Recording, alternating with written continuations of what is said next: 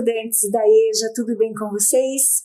Que bom estar aqui com vocês para a gente conversar mais um pouco sobre história, sobre arte, sobre cultura indígena. Então vamos lá. Na aula passada, nós fizemos um convite e o desafio foi aceito.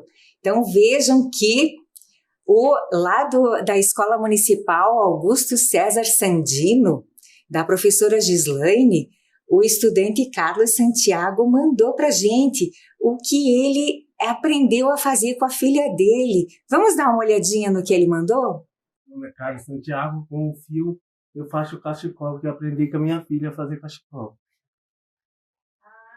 Carlos Santiago, muito obrigada pelo envio do teu trabalho, porque quando os estudantes da EJA, de todos os lugares, veem as coisas que podem ser feitas, né, por todos, é um incentivo. E, ao mesmo tempo, todos os estudantes, nós, professores, todos nós da EJA, nos identificamos com isto, né, com os trabalhos de vocês todos.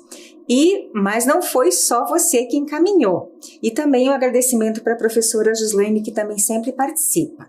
Lá na Escola Municipal Maria Neide Gabardo, que é da Regional do Bairro Novo, a professora Elisa está participando, é nossa colega. Elisa, muito obrigada, e que bordado bonito que você faz. Esse é um incentivo para as pessoas também realizarem esse tipo de trabalho, que agora, nesse período pelo qual a gente está passando, além de ser uma terapia, é também uma possibilidade, uma ideia para as pessoas, como também uma outra fonte de renda. Então, a gente agradece muito, Elisa, a tua ideia e mostrar esse bonito trabalho que você faz. Muito obrigada, um grande abraço para você, Elisa.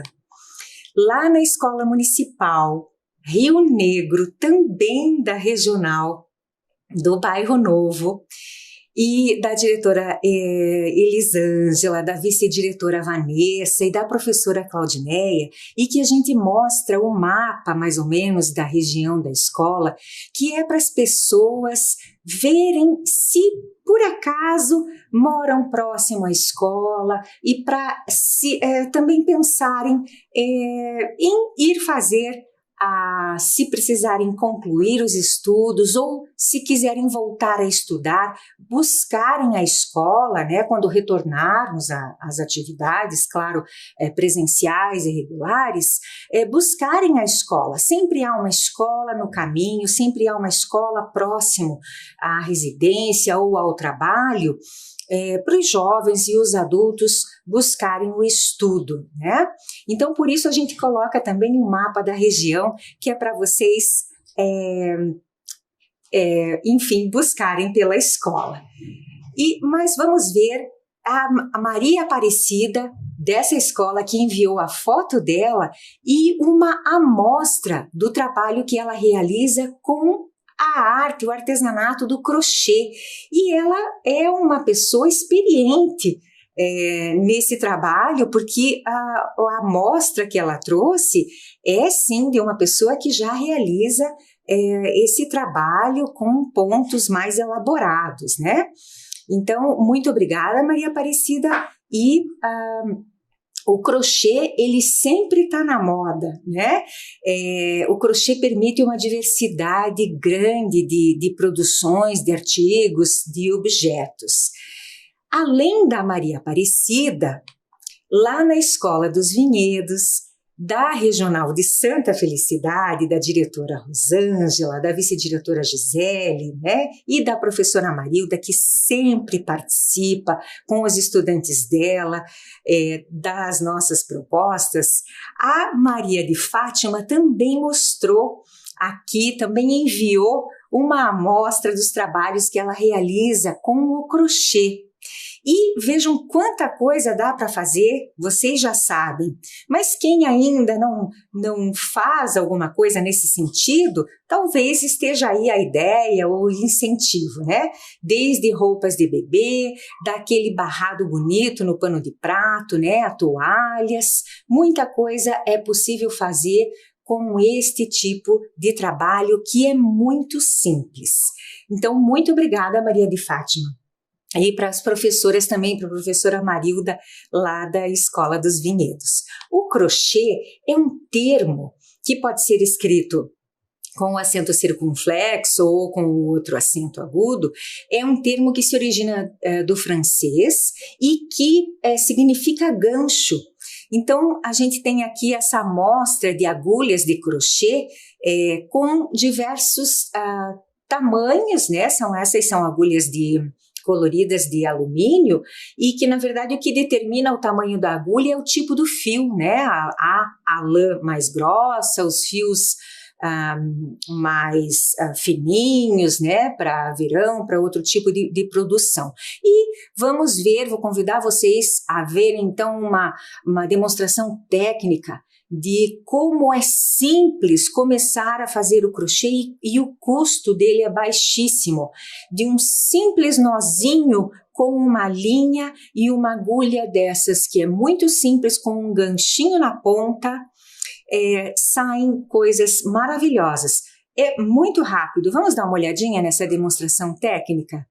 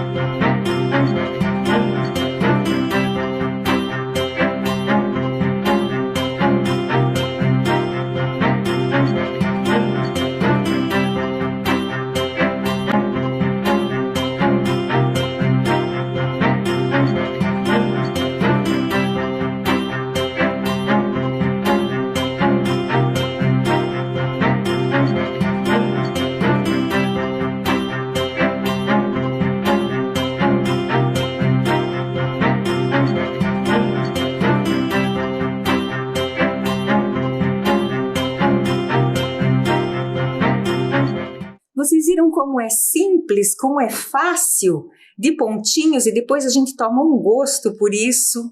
É uma terapia e também uma ideia, né, de segunda fonte de renda.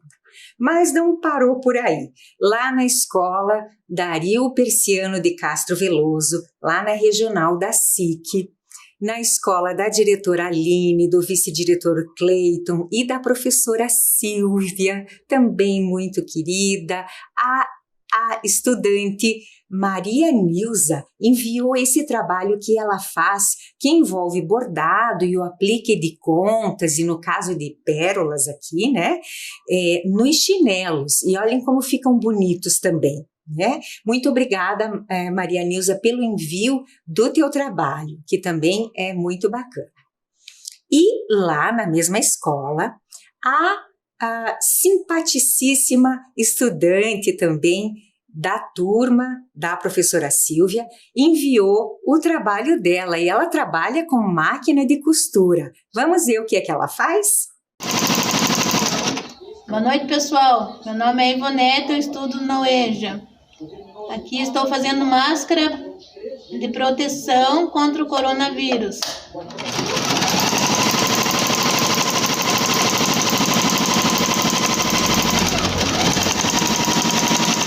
Vamos se proteger. Boa noite.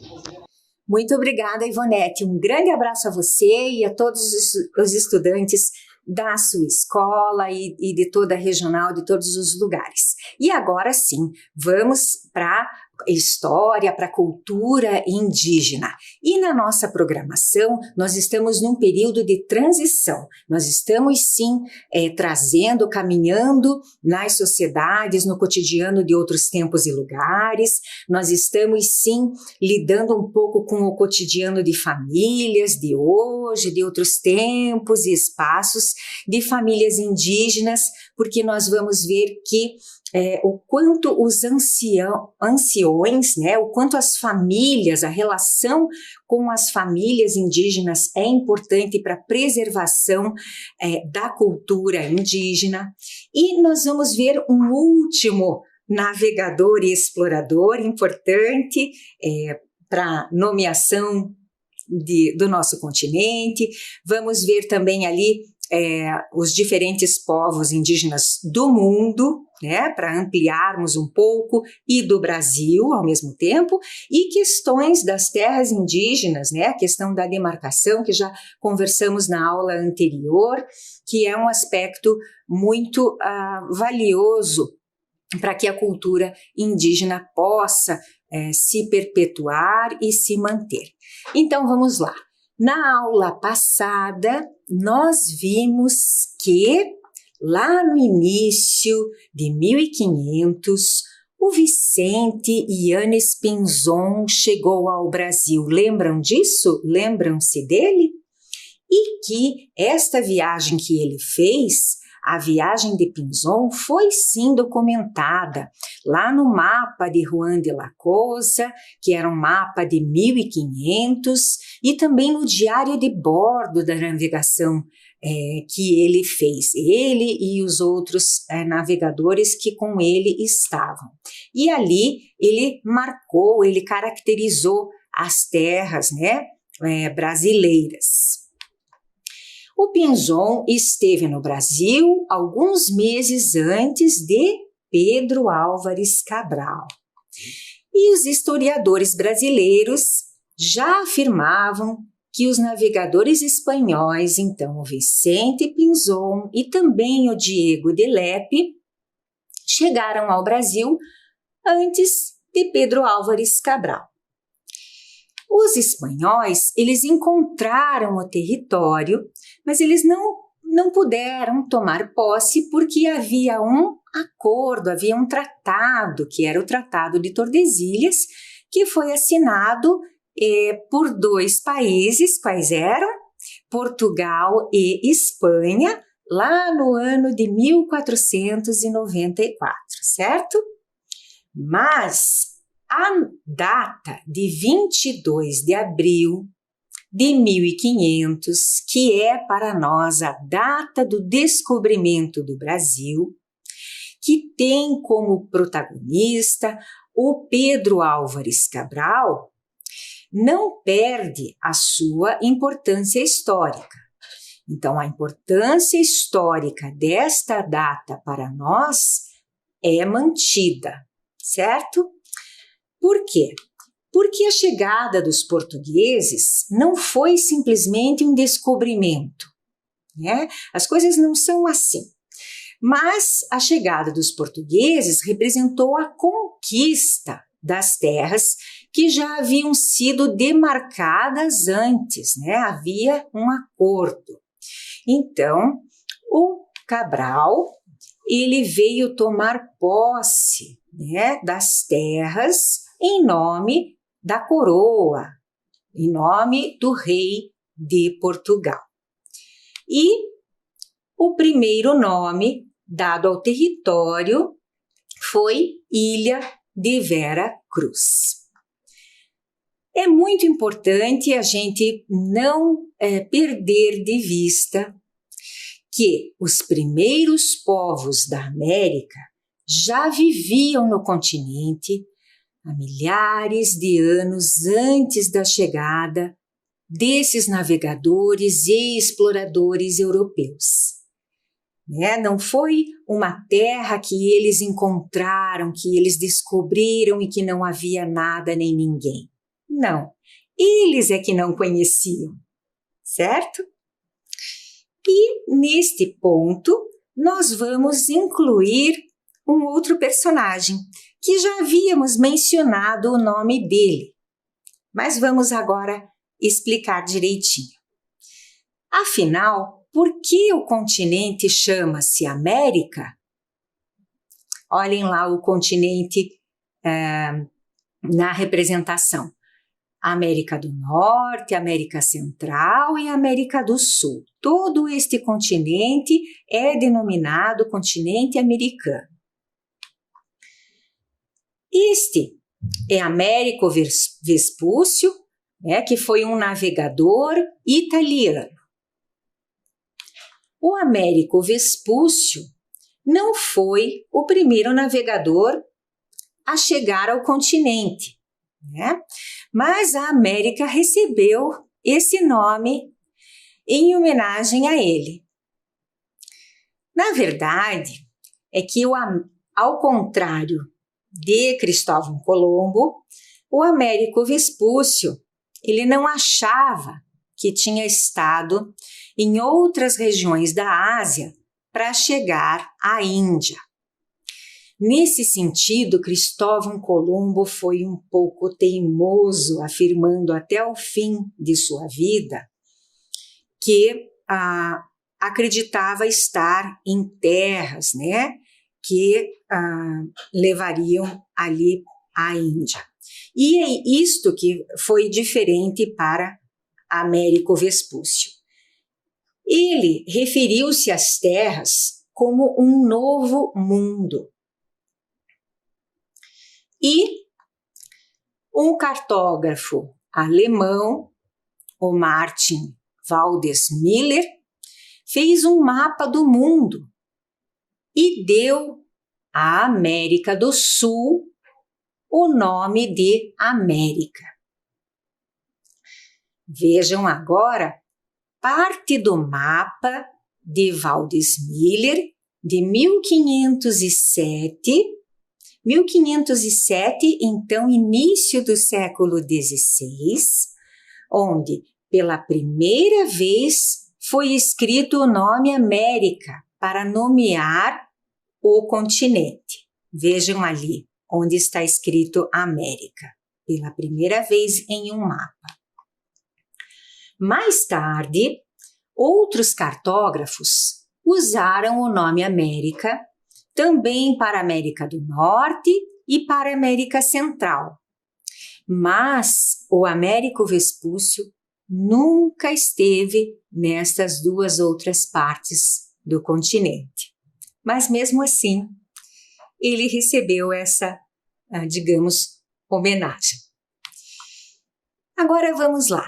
Vejam essa representação do Brasil de 1562, feita por Diego Gutierrez. Vejam, é uma representação inicial, Mas olhem lá como aparecem bem os rios, os grandes rios, e aparecem os indígenas, os habitantes nativos, Habitantes nativos, os povos originários, que necessariamente não se chamavam índios nem indígenas, Numa outra representação, um pouco mais adiante, em 1602, também aparecem os indígenas e aparecem animais, Animais característicos, e isto é que é muito importante para nós, que milhões de indígenas viviam no Brasil e vivem. Indígenas vivem no Brasil, indígenas vivem no mundo todo. E nós vamos ver agora como é grande a diversidade de povos que vivem no mundo todo. Mais de 5.000 grupos distintos em cerca de 90 países, cada um com sua língua, com sua cultura diferente. Vamos ver rapidinho um pouquinho sobre cada um sobre como é grande, na verdade, esta diversidade dos povos no mundo todo.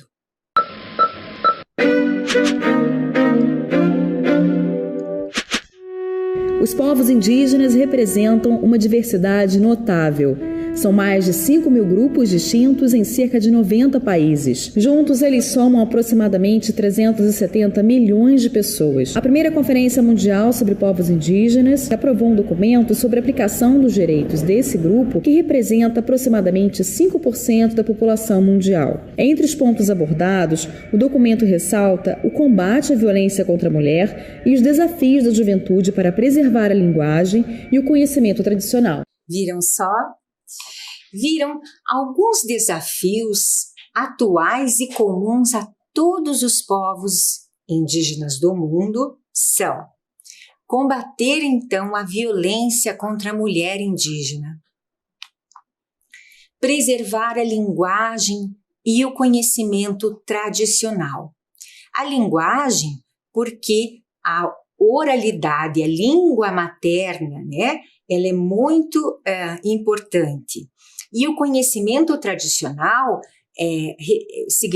representa a cultura indígena, que é transmitida pela convivência, por essa língua oral. E agora nós passamos a ver algumas curiosidades sobre povos indígenas do mundo. Enquanto nós vamos ouvir essas curiosidades, vocês vão observando as imagens sobre esses povos indígenas do mundo todo, certo? Estamos no site da Organização das Nações Unidas e vamos saber um pouquinho sobre povos indígenas no mundo todo. Vamos ver 10 curiosidades sobre povos indígenas. Comunidade Amaracaeri, na Amazônia, no Peru. Existem cerca de 370 a 500 milhões de indígenas no mundo, espalhados por 90 países. Eles vivem em todas as regiões geográficas e representam 5.000 culturas diferentes. Povos indígenas criaram e falam uma grande maioria das 7.000 línguas mundiais. Indígenas têm maior probabilidade de serem pobres e vulneráveis. Apesar de serem menos de 5% da população mundial, representam 15% dos mais pobres. Povos indígenas vivem vidas mais curtas. A expectativa de vida dos povos indígenas é até 20 anos menor do que outras pessoas. Mulheres indígenas têm maior probabilidade de sofrer discriminação e violência. Mais de 1 em cada 3 são agredidas sexualmente durante sua vida e também têm taxas mais altas de mortalidade materna, gravidez na adolescência e doenças sexualmente transmissíveis. Os Jogos dos Povos Indígenas do mundo unem atletas para celebrar tradições indígenas. Atletas de 566 comunidades aborígenes de todo o mundo participaram da primeira edição, realizados em 2015 no Brasil. Comunidades indígenas são líderes na proteção do meio ambiente. Quase 70 milhões de mulheres e homens indígenas dependem das florestas para sua subsistência, e muitos mais são agricultores, caçadores ou pastores. Os povos indígenas lutam contra a mudança climática todos os dias. As suas florestas armazenam pelo menos 1/4 de todo o carbono das florestas tropicais, cerca de 55 trilhões de toneladas métricas. Isso equivale a 4 vezes o total de emissões globais de carbono em 2014.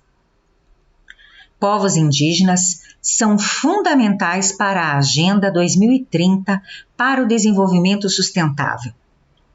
Desde proteger o meio ambiente, a combater a desigualdade e lutar pela paz e a segurança, os Objetivos de Desenvolvimento Sustentável não serão alcançados sem povos indígenas. A Declaração das Nações Unidas sobre os Direitos dos Povos Indígenas, adotada em 2007, é um marco, mas existem lacunas significativas entre o reconhecimento formal dos direitos indígenas e a realidade. Dados das Nações Unidas. Gostaram? Assim a gente amplia a nossa visão e consegue perceber que há questões comuns a povos do mundo todo e há questões específicas dos povos no nosso país. Vocês se recordam que estivemos vendo na videoaula passada sobre os intelectuais indígenas brasileiros? Vejam, esta é a Márcia Cambeba. Nós vimos que a Márcia Cambeba é geógrafa, compositora, poetisa e ela representou no vídeo e aqui trouxemos para representar o povo Cambeba. Vimos também outro escritor e poeta, o Tiago Aqui, representante do povo Sateré, Maué, né, amazonense, e vimos também Daniel Munduruku, filósofo, professor, escritor, né, representante, então, também do povo Munduruku. Né. Além dele, Edson Caiapó, historiador, professor, escritor, né, como representante, né, uma liderança também muito importante do povo Caiapó, né, intelectuais indígenas todos eles, né, além de outros que não citamos aqui, enfim, representando. E vamos ver a questão de que nem sempre o nome como o povo é chamado é como ele se autodenomina. O povo Cambeba se autodenomina como o Mágua. É um povo originário lá da Amazônia brasileira e peruana. Então, não é um povo que reside, né, que habita somente o Brasil. Vejam só esta foto, né? Vocês diriam, são dois jovens indígenas, né? Aqui eles estão num treino, né, de atletas olímpicos, né? São dois jovens arqueiros, né? Participam da seleção, uma jovem da etnia Carapanã e outro jovem é da etnia Cambeba. Este é o jovem da etnia Cambeba. O povo Sateré Maué vive em áreas indígenas e nas áreas urbanas de municípios do estado do Amazonas, né? Pelo menos em 3 ou mais municípios diversos do estado do Amazonas. Sateré significa lagarta de fogo e é referência ao clã mais importante desta sociedade do Sateré Maué. Maué quer dizer papagaio, inteligente e curioso, né? E este é a capa de um material que existe e existem diversos materiais para que vocês, os estudantes e também outros professores, né, todos aprofundem a pesquisa de acordo com a região de vocês, de acordo com os interesses, de acordo com os colegas, né, que às vezes possam constituir as turmas e as escolas de cada um. O povo Munduruku está em regiões e territórios diferentes nos estados do Pará, Amazonas, Mato Grosso. E a autodenominação do povo Mundukuru é Uijugu. Mundukuru significa formiga vermelha. Então vejam, o nome mas a autodenominação é outra.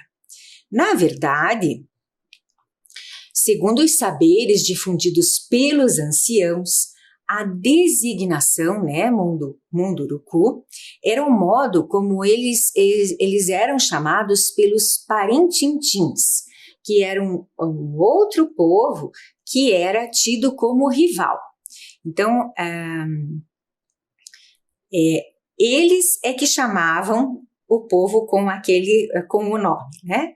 A área ao redor do rio Tapajós é o lar de muitas comunidades Munduruku. É um dos territórios indígenas mais intensamente invadidos por exploradores, né? Às vezes de recursos naturais. E o povo Munduruku está, além de outros povos também, muito preocupado com esses crescentes impactos sociais e ambientais das invasões. O território Kayapó está situado sobre o Planalto do Brasil Central. O povo Kayapó vive em aldeias ao longo do curso dos rios que são afluentes do rio Xingu. O rio Xingu é bastante caudaloso, tem vários afluentes, né? Segundo algumas fontes, Kayapó quer dizer aqueles que se parecem com macacos e teria sido inventado por indígenas de outras etnias por causa de um ritual que o povo Kayapó fazia usando máscaras, né, de macacos, né? Já outras fontes afirmam que essa palavra vem do tupi Kayapó, que significa aquele que traz fogo na mão, né?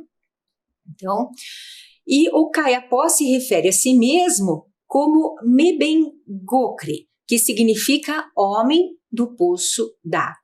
Então, as línguas indígenas, né, são muito diversas, são complexas, né, e são riquíssimas, né, e são valiosas, né, não podem deixar de ser estudadas e mantidas pelos povos.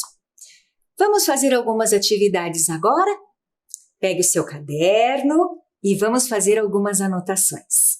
Então, vamos lá para os registros. Não esqueça que, dependendo do seu ritmo, você pode fazer o registro no caderno, pode copiar a questão, ou pode colocar apenas o número da questão e fazer somente a resposta. Mas esse registro será importante para levar à escola, né, para mostrar à professora, de acordo com a organização de cada um. Vamos lá. O nome do nosso componente é importante colocar no caderno, a data de hoje, e vamos registrar a seguinte pergunta. Número 1. Qual o nome do tratado assinado entre Portugal e Espanha sobre as terras descobertas? Registrem essa questão no caderno e nós já voltamos para conferir.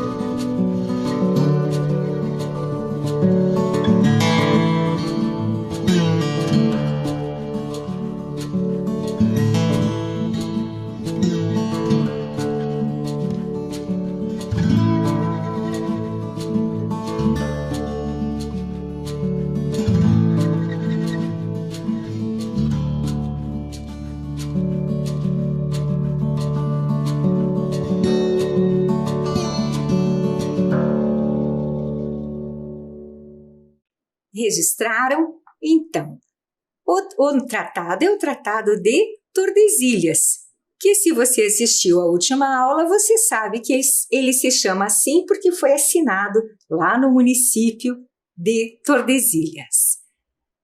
Número 2. Qual é o nome de um dos espanhóis, ao menos, que chegou ao Brasil pouco antes de Pedro Álvares Cabral? Registre essa questão no seu caderno.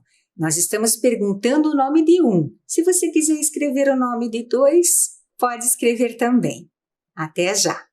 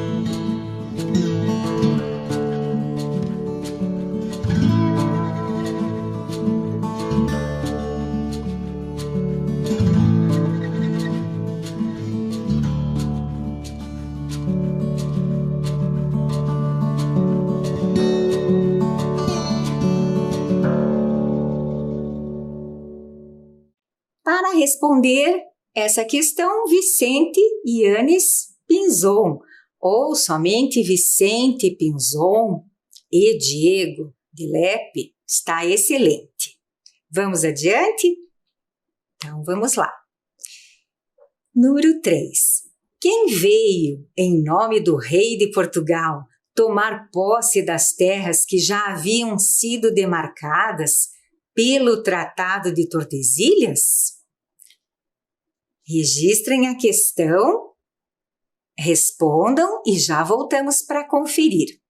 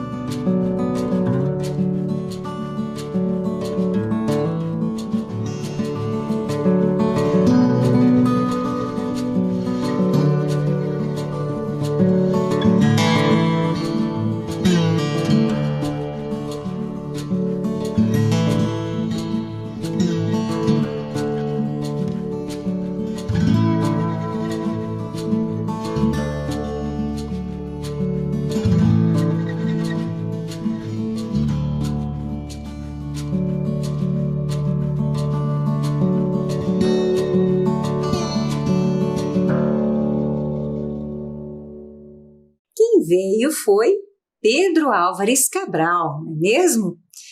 Essas questões são fáceis, são simples, mas elas fazem parte de leitura, envolvem a interpretação, né, e a compreensão, além de serem um exercício de escrita, que, para quem está na EJA, é muito interessante, né? Vamos adiante. Número 4. Qual é a data que marca o descobrimento do Brasil? Respondam.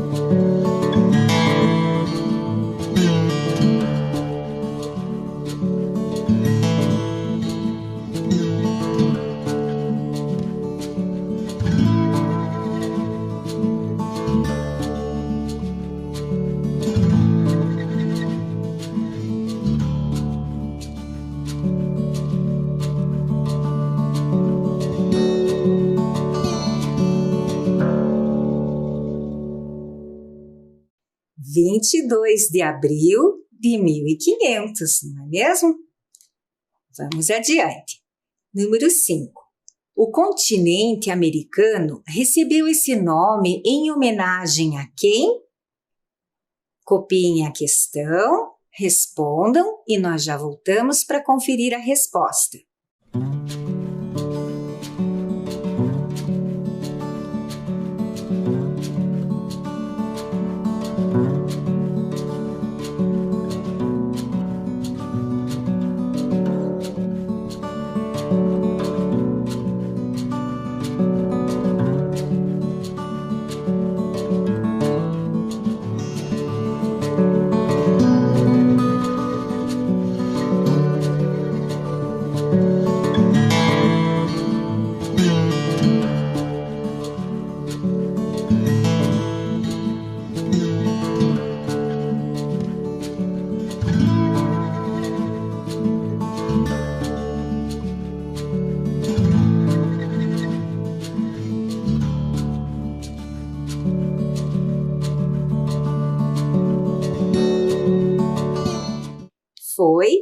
Américo Vespúcio.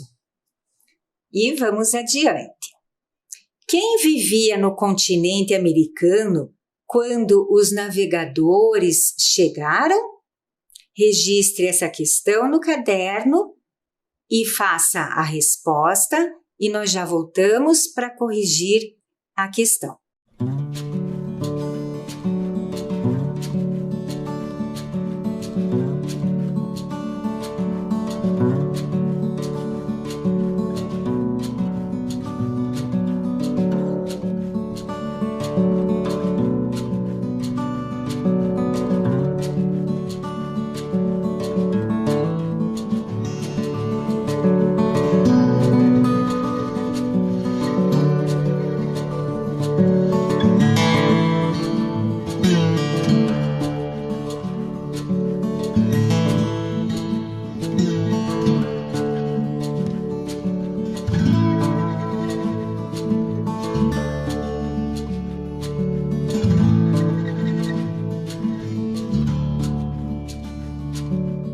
Você respondeu os povos originários ou nativos, né? E, número 7, cite alguns dos desafios que podem ser comuns a todos os povos indígenas do mundo. Registre essa questão e escreva sobre esses desafios que nós vimos na aula que podem ser comuns a todos os povos indígenas do mundo.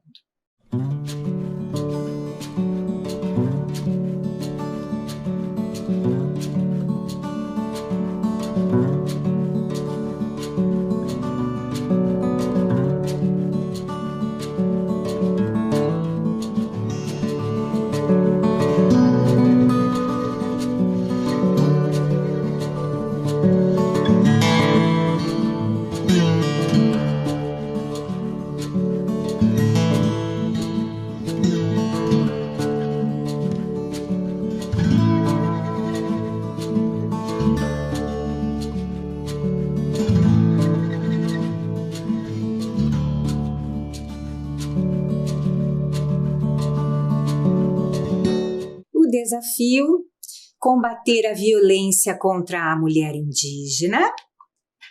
Outro desafio: preservar a linguagem e o conhecimento tradicional. Agora, nós vamos fazer um outro exercício que é o de escrever V para verdadeiro e F para falso. Mas agora vocês podem fazer comigo. Cada povo originário ou nativo do território brasileiro tem seu próprio nome. Isto é verdadeiro ou é falso? Responda já. O que você acha? É verdadeiro. Muito bem. Vamos para a próxima. Os habitantes nativos foram chamados de índios porque os exploradores pensaram ter chegado às terras que levariam à Índia. Isto é verdadeiro ou é falso? Isto é verdadeiro. Muito bem. Agora veja esta ideia. Os indígenas não fazem música, só dançam. Isto é verdadeiro? Não, isto é falso. E esta outra. Os indígenas fazem música e são grandes compositores e poetas, pois a poesia está presente em suas vivências diárias. Isto é verdadeiro? É sim, muito verdadeiro. E povos indígenas protegem o meio ambiente. Verdadeiro? Muito verdadeiro. Muito obrigada e até a próxima aula.